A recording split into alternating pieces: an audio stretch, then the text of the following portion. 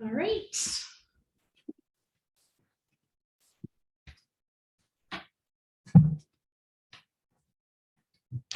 I don't know, Ashley, Mamta, or John, I don't know. Does someone want to start the discussion or?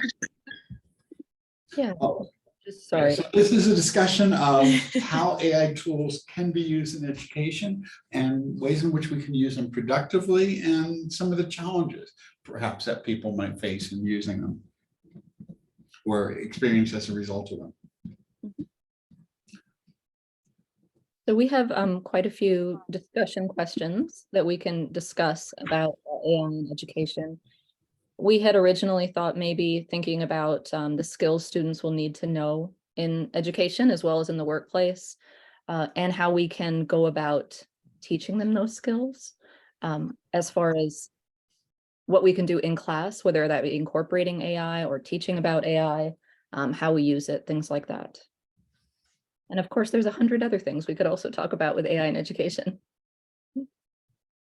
Yeah, I agree with Ashley. So if you have any questions, feel free to ask us. Otherwise, we can begin with the questions that we have for the group. What would you prefer, Scott, Nicole, Stephanie, others? Don't mind beginning with your questions. Okay. Yeah. Thumbs up. So Ashley, do you want to begin with one question, the first question, or Sure. we can all talk about it? Yeah. Yeah, so I guess our first question was just to brainstorm or discuss what types of skills and or knowledge that we think would be useful for our students to have in the current environment. We've talked about in the last session, how rapidly evolving this is, but at least as we stand right now, what kind of skills and information do students need to know?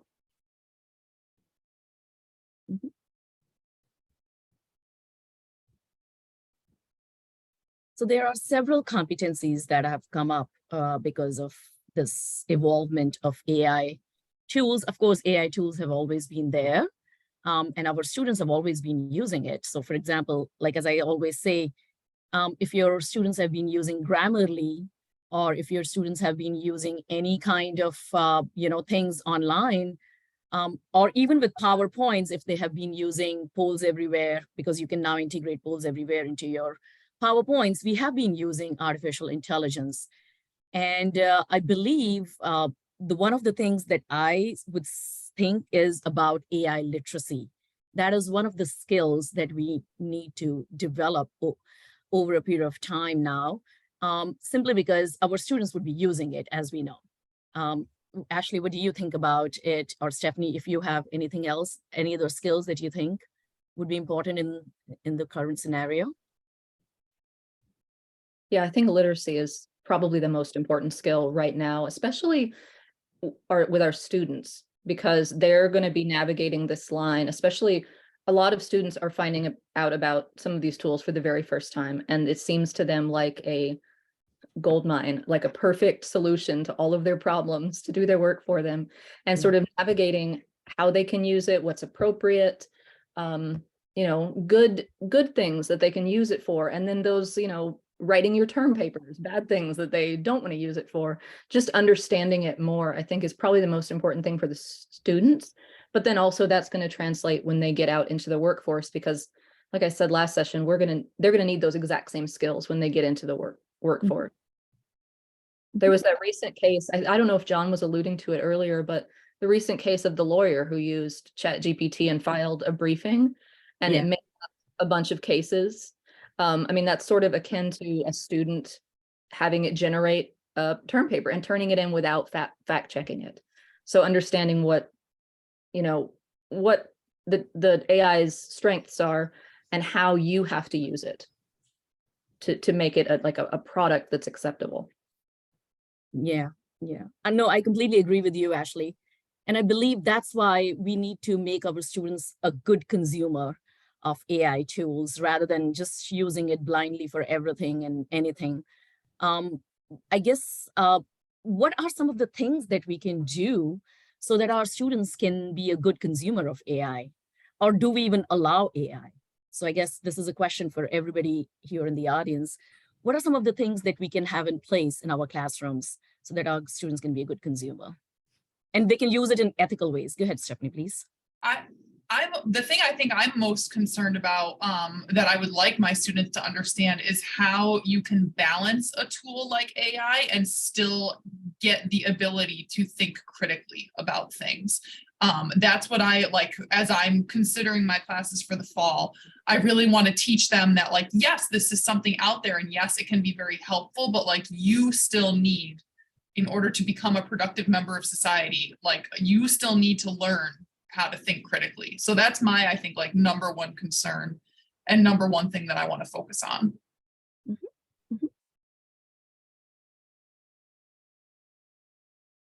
This goes back to Ashley's comment about the legal case that where some of the references were just made up.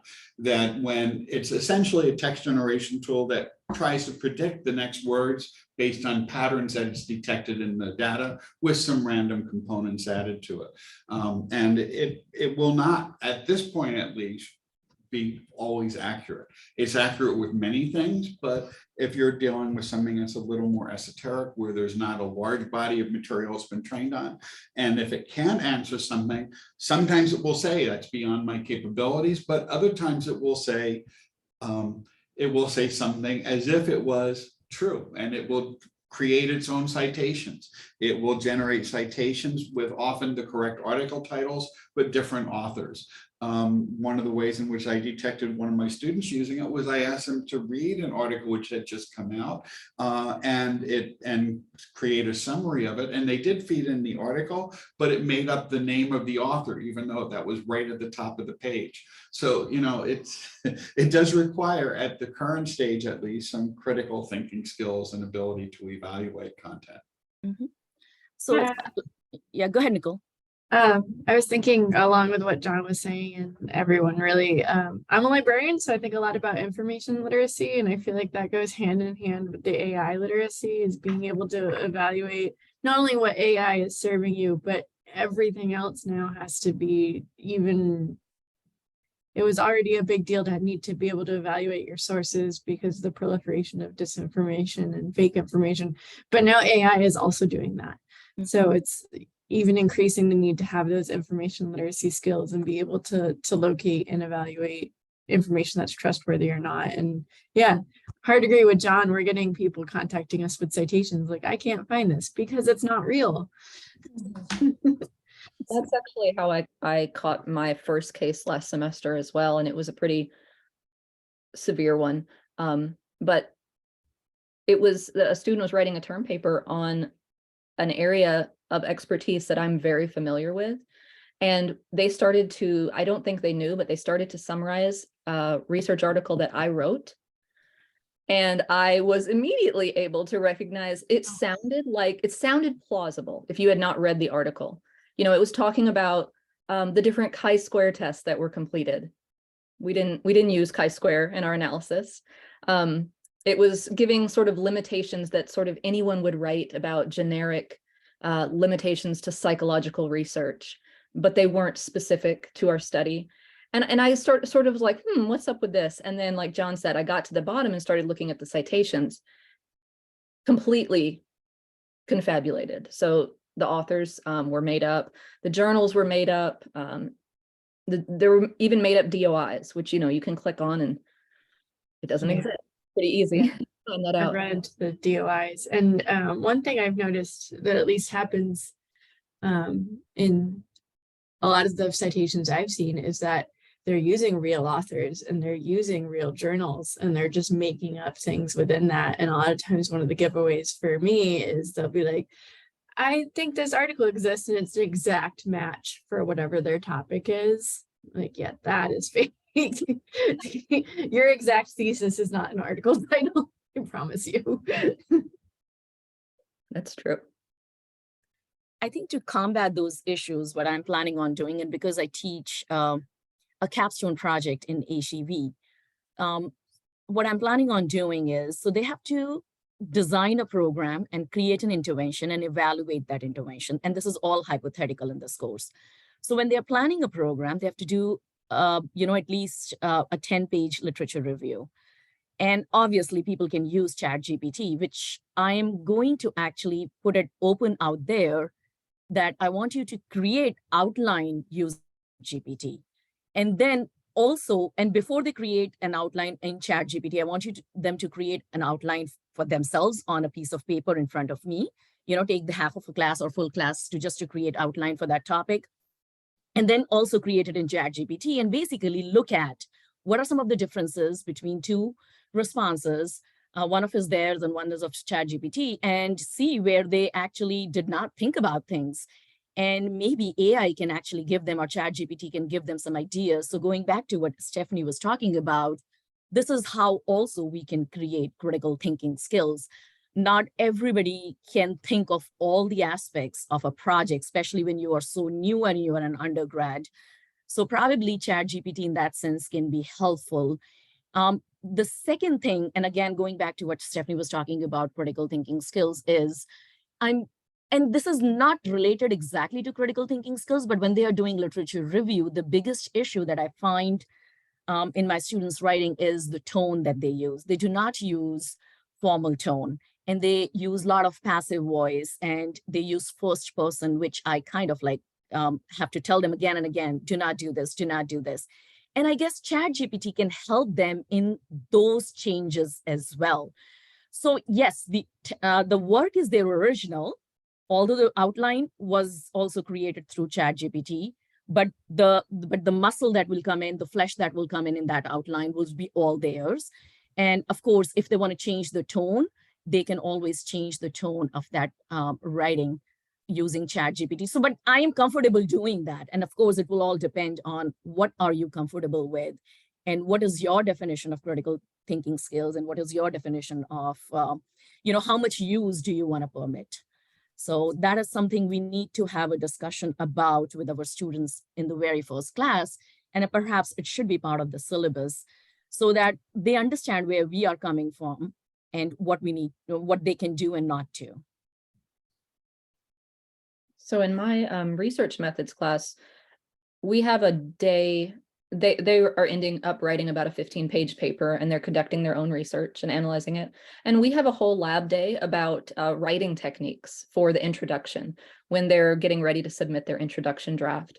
And so last semester, I pretty much flipped because I had just had this incident with ChatGPT, and I said, okay, we're not doing, what we did for the last 5 years or whatever. We're going to just have a whole lab about, ChatGPT and how you can use it. So I quickly kind of tweaked a lab assignment where I allowed them to take an article. I chose one at the time, but I'll probably make it to where they can choose their own in the future and ask it questions. So for example, I would give them instructions about what should be included in an article summary. What's the hypothesis? What are the operational definitions? Things like that. And they can ask ChatGPT that and get the output back. And then I asked them to go through that output and go through the article and evaluate, what it got right, what it got wrong. And one of the main reasons I wanted them to do that was just at the very basic level was to see that it's not perfect. And that, thinking that turning in an assignment copied straight from there is not, it's not just a panacea for their schoolwork. But I also had them take certain aspects of take a paragraph from the ChatGPT output that may not have been correct, and then alter that, put in the details from the study. And I think that can also, like Mamta said, get them a kind of a start in terms of what should, so for example, discussions are incredibly hard for students to wrap their heads around and write for the first time. What does a good discussion look like? What are the points it brings up? And how can I, use this as a format for my writing? So that's what I have started doing. And I teach a capstone too. I'll probably start incorporating it in there too, just because I'm worried, really worried that students are going to find out about it for the first time and just, go off the deep end.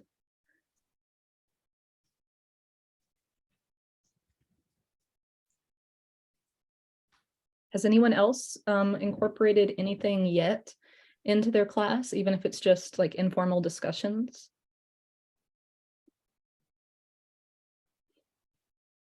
I haven't yet, but I think the point that you just made, Ashley, is a really, really good one.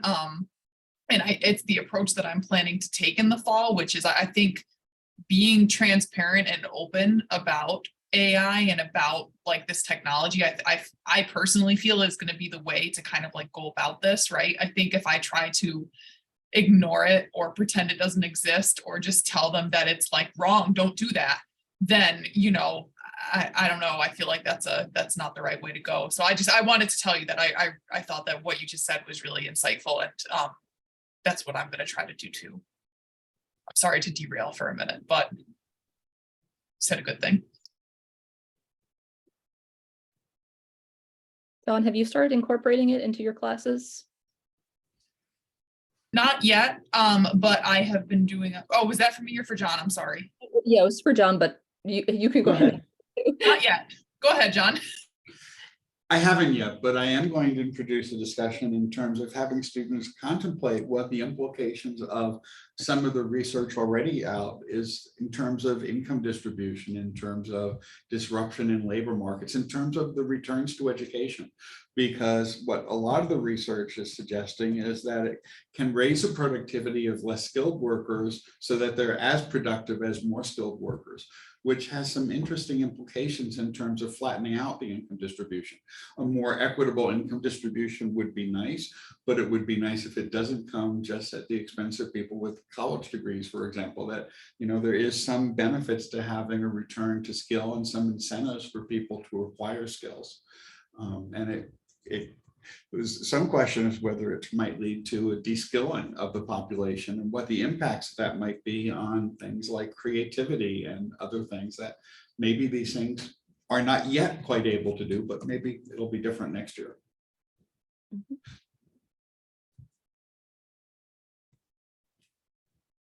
So I guess that brings us, unless somebody has a question, that brings us to another question. And my question to the group is, what can be some of the components of your AI syllabus statement in fall 2023? Or have you thought about that? What are some of the things that you would put in your syllabus statements regarding the use of AI?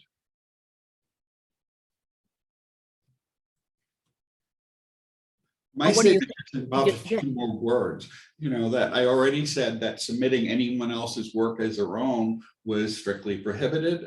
And I just added, and I also said, and using sites such as Chegg and Study Blue and all those others that are designed to facilitate academic integrity is not allowed. And I just added, or any AI tools to generate work that you submit as your own. So I'm pretty restrictive on that right now. That may change in the future, but for graded assessments in my classes, it probably isn't going to change very much, except for maybe some of the strategies that you've already discussed. Yeah. That's the main change I made as well for my syllabus, at least last semester when I knew very little about this, was just changing some of the wording to, instead of using plagiarism, you know, specifically, which I think students have a very specific idea of what that is. And sometimes AI tools don't fit into that definition. Even academic dishonesty, they may not think of AI as academic dishonesty. So like John said, just saying, submitting work that is not your own. And I put in parentheses, you know, ChatGPT, Chegg, basically giving them an outline of, there's multiple different ways, but if it's not your own, then we're going to call that academic dishonesty. I'm not sure in the fall, I'll have to look at it when I get to my syllabi, but I might be more specific next fall in terms of maybe trying to lay out in, you know, a very short amount of text, what is an appropriate use of AI tools and what's not. In some way communicating that just like copying completely from like text generation AI is akin to buying a paper, which is kind of what me and the associate dean had worked out when we had a term paper submitted like that. So yeah, I think I'll probably try to be more explicit, but we'll see when I get there. Yeah. Anyone else has ideas about it?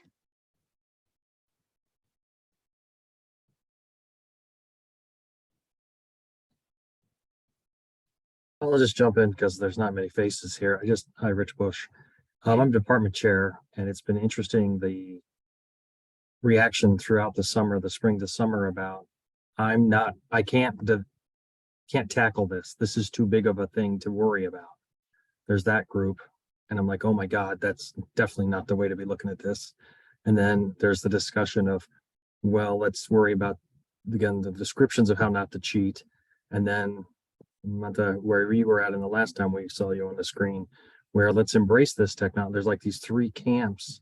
And I'm honestly listening to all this as the department chair, worried about sitting in this very office, trying to defend my faculty and the cheater and trying to find the middle ground before I rat you or turn you in on Maxient for plagiarism.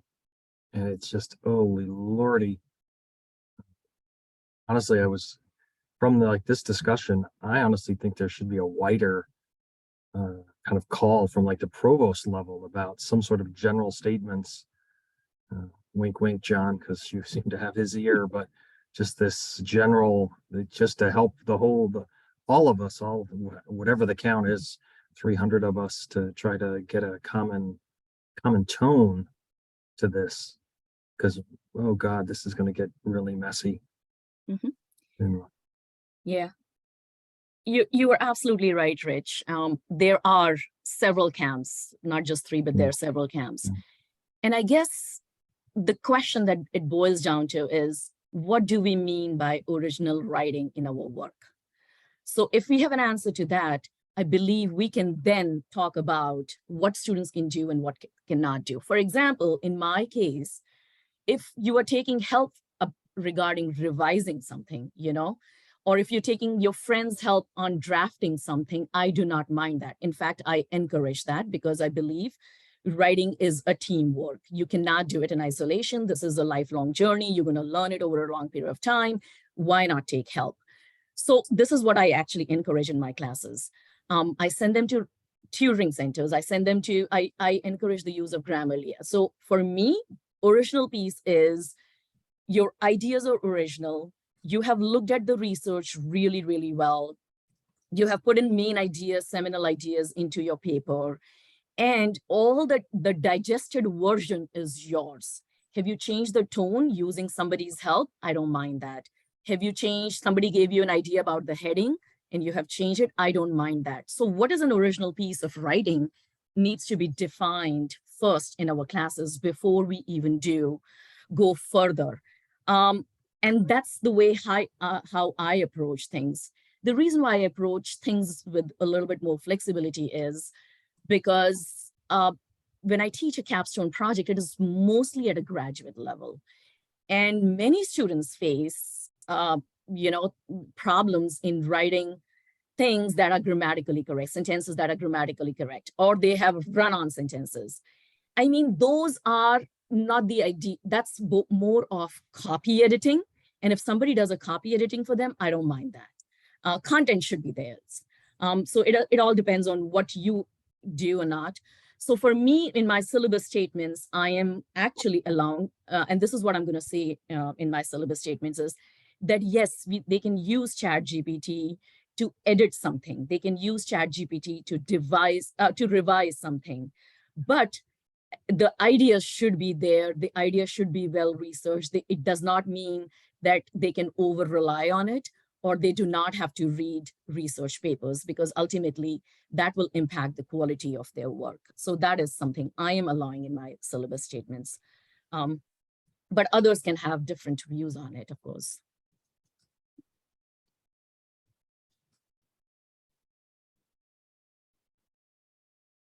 And of course, anytime they use it, they have to cite it too. They have to give proper citations and proper.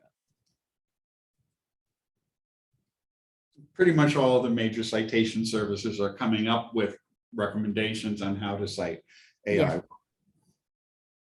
Yeah. Although some are saying it's not a human, so we won't let you cite it. Oh, there was a recent case in a journal, right, where the authors wanted to cite ChatGPT as an author, right? Yeah. Wouldn't allow it. Actually, they wanted, they basically said, that was Taylor and Francis, actually. And I was like, wow, I mean, this journal is, accepting manuscripts that have been written by chat. Half of the manuscript has been written by ChatGPT. And so they put a disclaimer at the bottom of this journal article. The issue is, I believe why people are flexible is because there is no way to track it. So if somebody has plagiarized, right, we do have AI detection tools. The issue is they give you so many false positives. Can you really believe anything that's coming out of it? And you would end up giving benefit of the doubt to your students. And then why not let them use it in an official way, in a proper way, that you are fine with as a professor, that you are okay with.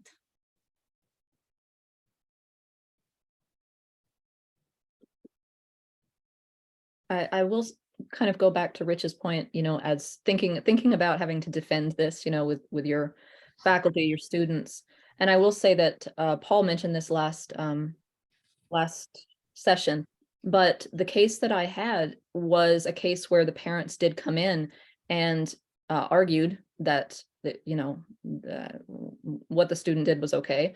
And they used a lot of the arguments that we didn't have specific wording in our academic dishonesty policy, but also they used, and of course this didn't really go anywhere, but they used the fact that other classrooms were using AI in the classroom and allowing students to use it to say that it should have been allowed, to write this term paper.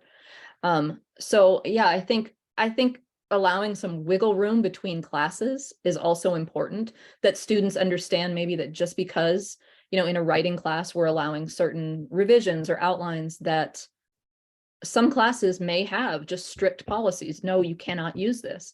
And just sort of like, when we had COVID, our mask policies, I think students will need to realize that it's something that's going to be different depending on what class they're in, and probably also depending on where they work as well when they leave the institute. Just another thing for you to worry about. I'm curious, did any of you did any of your students in term papers this semester actually cite in their paper that they use ChatGPT? I had a discussion with my students similar to what we're discussing about uses and acknowledgement of it. And in my capstone course, as the semester went on, I got to be really suspicious of a lot of the text I was seeing. But even though I thought I was being upfront about using ChatGPT and being honest about it, none of the students actually cited it, even though I had suspicions. Is anyone actually getting students saying I used it and putting it in their text that they used it? Not for me, and maybe the reason for that is because I did not have it in my syllabus statement yet. So I guess once I have a very specific syllabus statement of AI use, probably students would be more upfront about it and honest about it. And I really want them to be, to think that it's okay if you take some help from ChatGPT. I would imagine most students would be scared to admit that if it wasn't explicitly something that had been talked about. Yeah. But no, I did not get any of that either. I had kind of the reverse experience. Again, this challenge of the chair. This started Sunday of exam week with a professor calling me going, I've got 3 term papers that are obviously not their work. And the weirdest element of the ChatGPT response was it was adding in things that weren't asked in the original prompt. It was like, why on earth would you have typed these large portions of a paper that I didn't ask you to write on?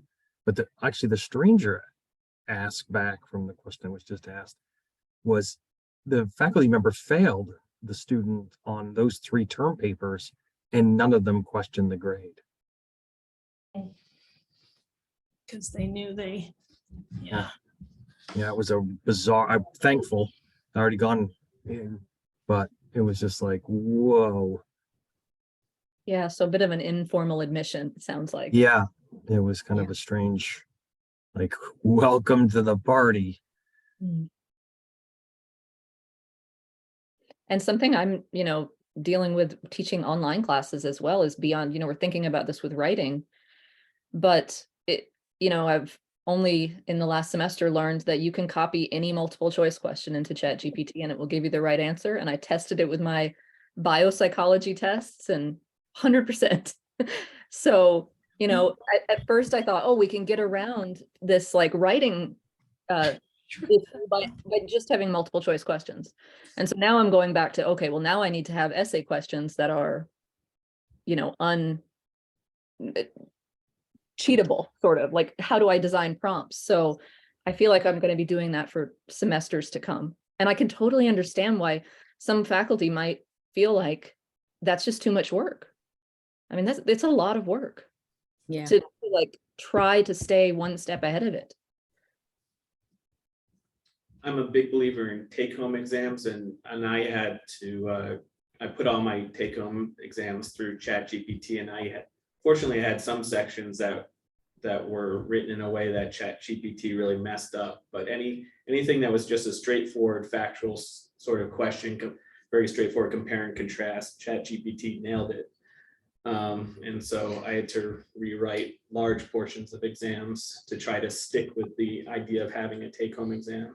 Yeah, ChatGPT 4 has passed bar exams, they passed medical board exams, they score a 99 percentile on the standard test of economic understanding, and they do pretty well on both essays and multiple choice, unless it's asking about something that they can't have access to.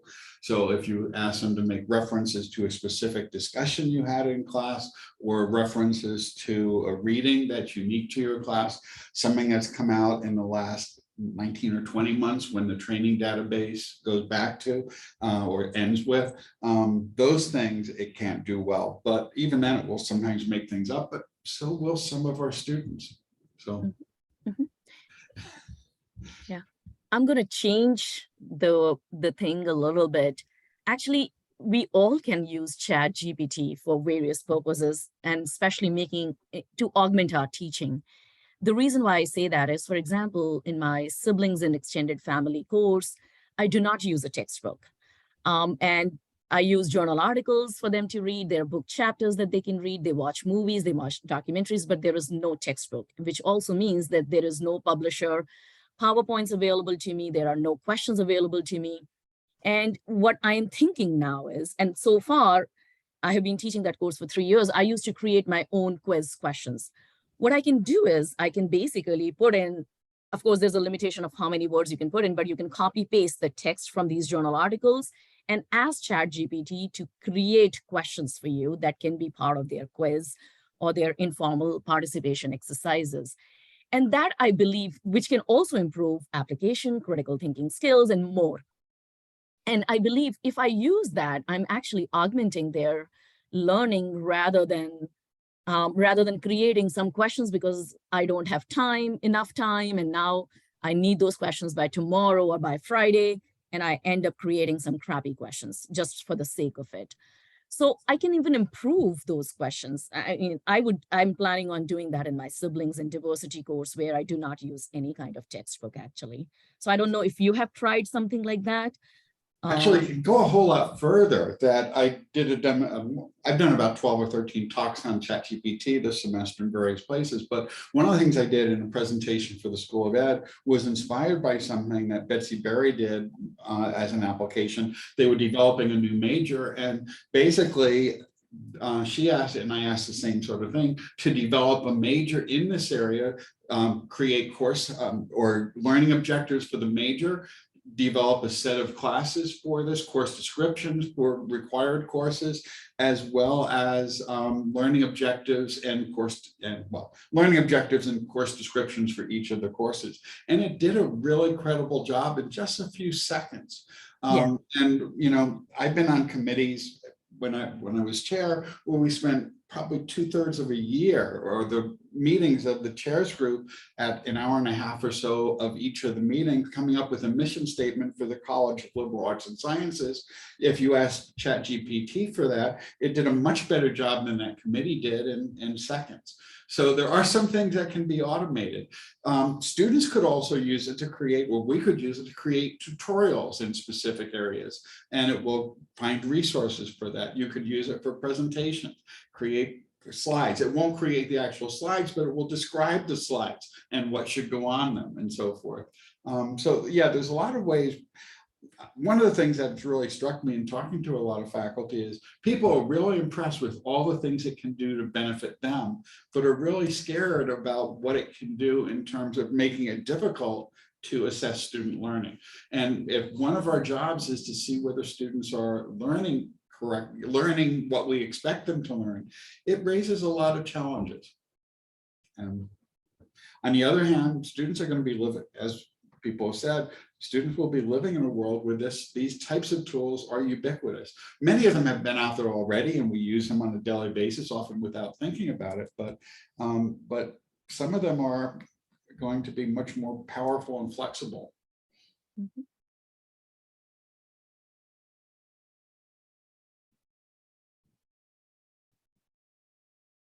I didn't mean to stop the conversation. I'm sorry about that. Yeah. No, you're good, actually. I used ChatGPT to the gift title for my signature course, which I'm teaching in fall. So ChatGPT suggested the signature course. One of my friends, because I gave a talk on ChatGPT, and like you said, John, she created course descriptions, course objectives and outcomes, and she was so happy with it.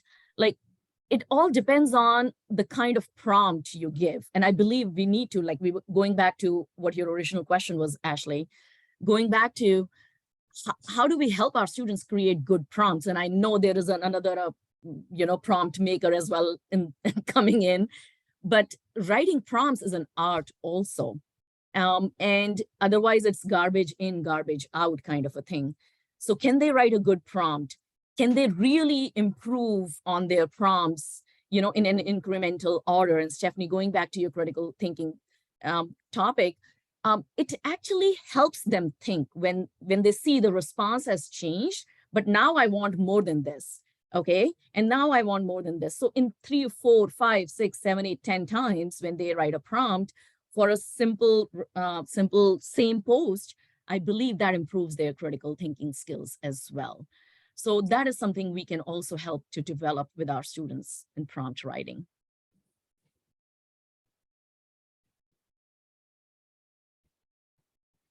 That would probably be a very good class for all students to have, would be something like Yeah. AI critical thinking. Combining those two things that we're worried don't go together. Maybe it'll be a gen ed category. I'm actually thinking, so I teach in the English and creative writing department. And in the fall, I'm teaching 2 sections of English 102, which is English composition. And I'm planning for the fall to redesign at least one of the sections. I might do both to see what happens. But I'm actually going to give my students that question, I think, and have them kind of wrestle with it throughout the semester. Like, how can we use AI in writing classrooms to ultimately be beneficial without it violating intellectual integrity and things of that nature. So I want them to kind of be able to think about like what this means for them as learners and scholars and students and whatever, and what this means kind of like for higher education. So I'll kind of keep posted. I might pick your brains a little bit more, but I think that the ethics and how to do this well is a really important question.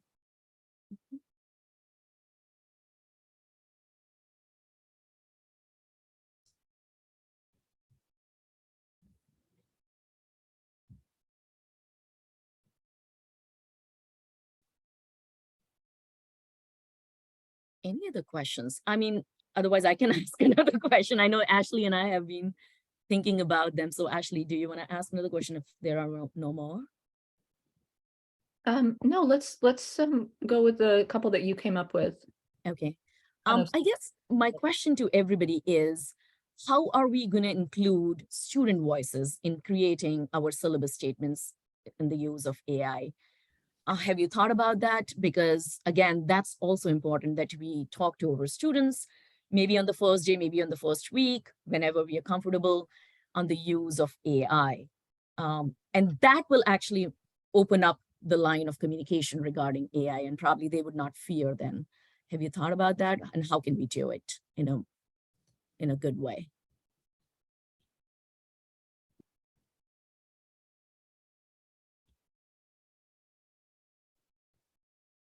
Yeah, that's not something that I have thought about yet, but I think it's a really good point to bring up, especially thinking about getting rid of some of that fear or stigma about talking about it in the classroom.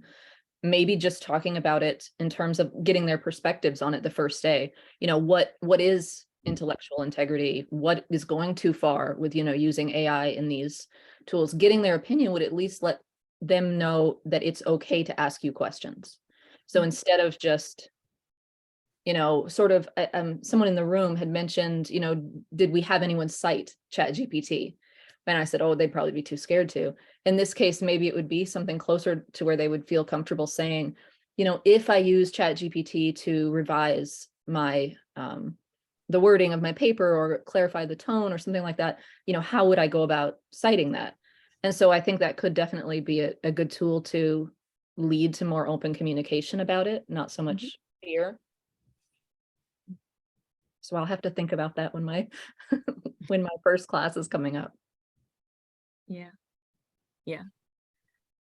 Something that I'm planning on using is and use including student voices as in, like when they write, when they come up with a response using ChatGPT, does the language of ChatGPT have any kind of bias? The language can be sexist, the language can be racist, and how do we change that so that it aligns with our classroom values, it aligns with our campus values? And that is something that I'm planning on having a full discussion about, and basically talk with students about how can we do this? What are some of the things that we need to be, focusing on when we are looking for, when we have an answer from ChatGPT or a response from ChatGPT?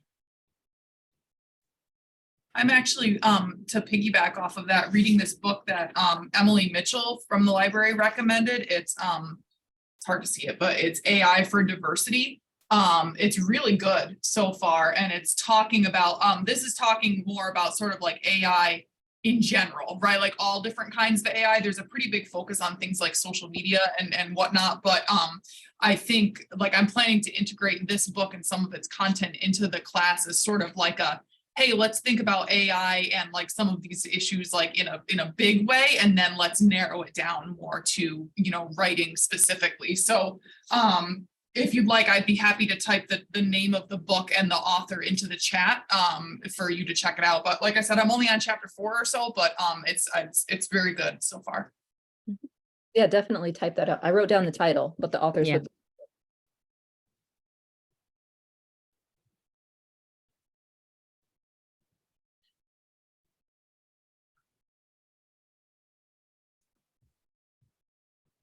Any other ideas about including student voices? What discussions would you have with your students?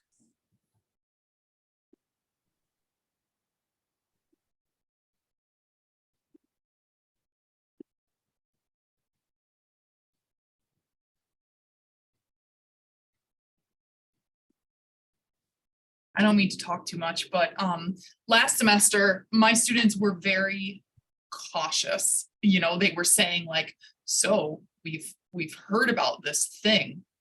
What do you think about it? You know, and I think because ChatGPT was so new, you know what I mean, at the beginning of last semester, for many of my students anyway, they had never heard of it. So it was sort of like a treading carefully through troubled waters sort of a conversation. They were definitely, but I could definitely feel them all kind of taking the temperature in the room as we talked about it.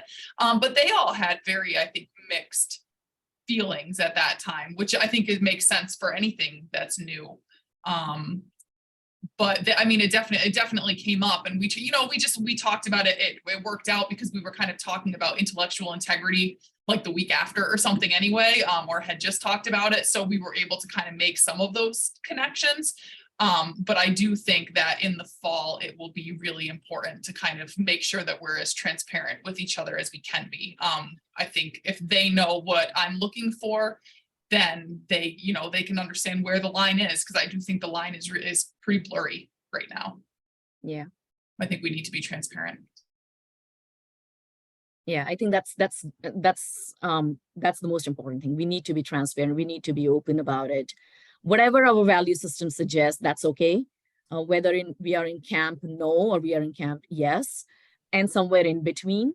But we need to actually inform our students about it. That's the most important thing. And we need to have something in our syllabus, and maybe they have some exercise on it in every course that we teach.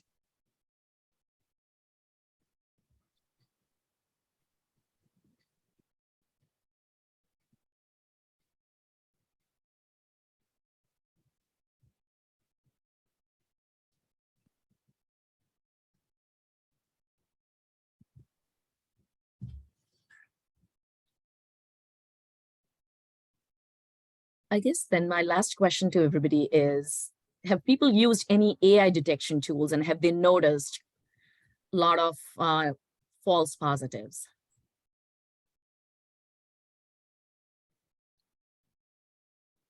It's hard to tell if something is a false positive because you have no way of backtracking. Yeah. My 3 examples, we did try a couple of things, but it was pretty murky again, not anything like the traditional, here's where it came from option. It was very easy. Yeah. I mean, before. for me, ChatGPT always says it may have been written by an AI, and that may have is something, I mean, you can't do anything about it. Yeah.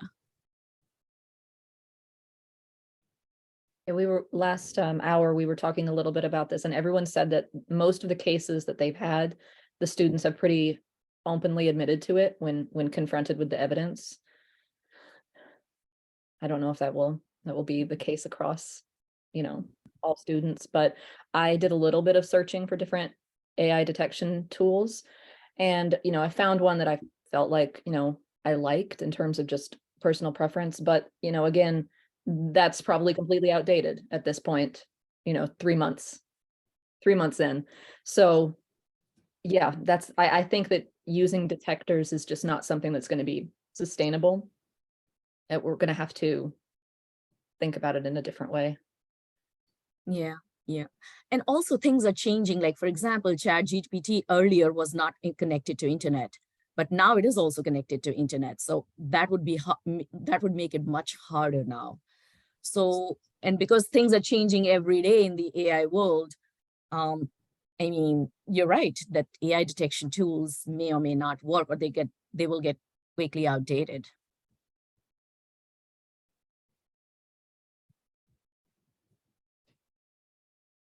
I've started to wonder, getting a little existential here, I've started to wonder what's going to happen when some of the incorrect information generated from AI gets on the internet, increases sort of the burden of false information on the internet, and then gets fed back into ChatGPT. Are we going living in a world where we don't know what's real versus false? That's what I think about. Yeah, I don't know if you've heard of WhatsApp. Have you heard of WhatsApp? So there is a lot that goes on WhatsApp. There's too much information, fake information gets forwarded. So that fake information can get forwarded through various ways, not just ChatGPT. So yeah, even Twitter can have fake information, as we know.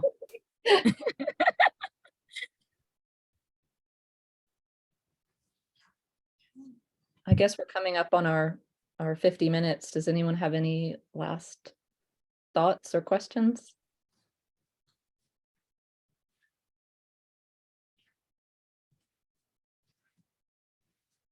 Okay. Thanks for getting us together. It was Yeah. interesting. Thank you. Thank you. Thank you. Thank you. And there will be lots of discussions about this. There's a SUNY task group that's going to be working on this summer. And if anyone's interested in joining, let me know. But it's going to be in the news a lot for the next year or two. So